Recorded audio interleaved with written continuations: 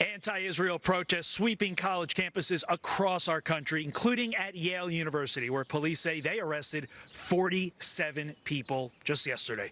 Jeremy Hunt is a former Army captain who attended Yale University. He's with me on campus right now. Jeremy, great to have you as always. And as someone who walked these campus buildings, who walked these campus walkways, whose Yale Law School campus, no joke, is about 20 yards to my right. That's right. What's your reaction to what you're seeing? Yeah, well, I first just want to say, look, I mean, there are many people that might be watching what's going on and thinking, you know, this is just normal kind of campus craziness. Yeah, this is something that we should all just kind of expect. College students do crazy things. That is not what we're seeing here. What we're seeing here is far, far worse than that. And one thing that I learned being in classrooms with these students for 3 years is that they genuinely believe the nonsense that you've heard at these protests. I mean, they truly believe that up is down and down is up.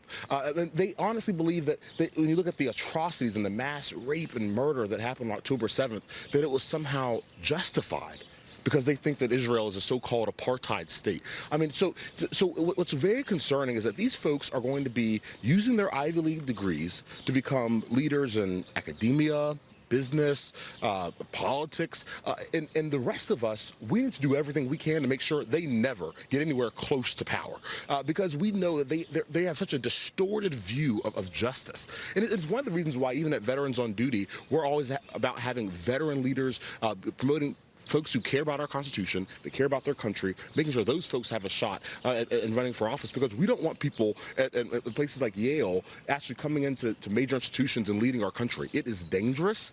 You know, what's funny is when I first got here, I thought that I was going to build bridges and find common ground. There is no common ground to be found with people who think that our Jewish brothers and sisters deserve what happened on October 7th. The only way forward is to make sure we defeat them and that these folks have no chance of leading our country in the future. Okay, but how? How do you want to see the Yale University leadership respond to what they saw yesterday and what potentially they could see today in the coming days? Have a backbone. Arrest them.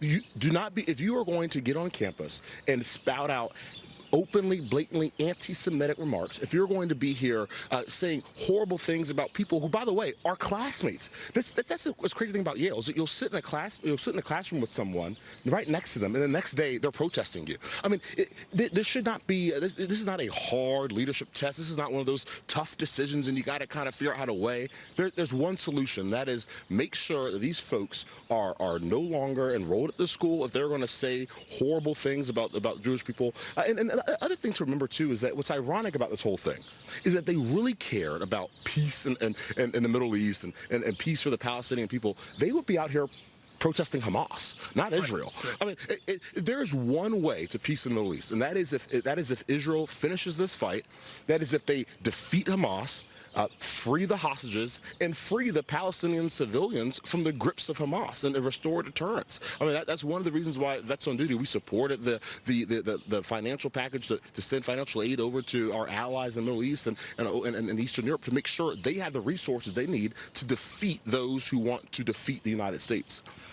What I can't wrap my head around, Jeremy, is schools like Yale, Columbia, they are the bastions of DEI. Think of all the money that went to DEI and is still going to DEI at these universities. Yet, for some reason, that does not apply to our Jewish brothers and sisters, but it does apply to Hamas terrorists. Help me understand that. I mean, we are seeing the results of decades of these DEI programs. And what do we have?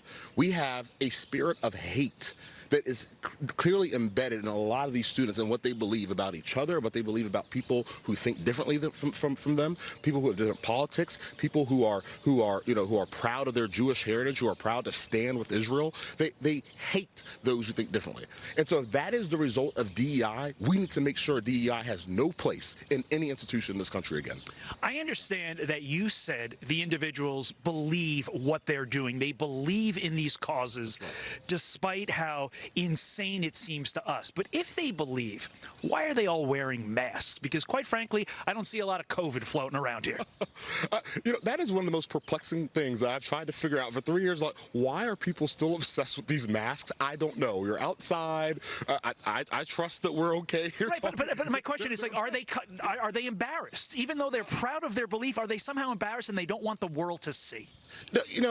Maybe for some of them, but I honestly think the far majority of them, what's really disturbing is that they are not here because of peer pressure. They aren't here because, they think this is just kind of a cool fad to be a part of and they want acceptance. They genuinely believe that what they are standing on is actually the right thing. And that's what's so disturbing, is that they are totally bass-ackwards in the way they approach everything in our culture.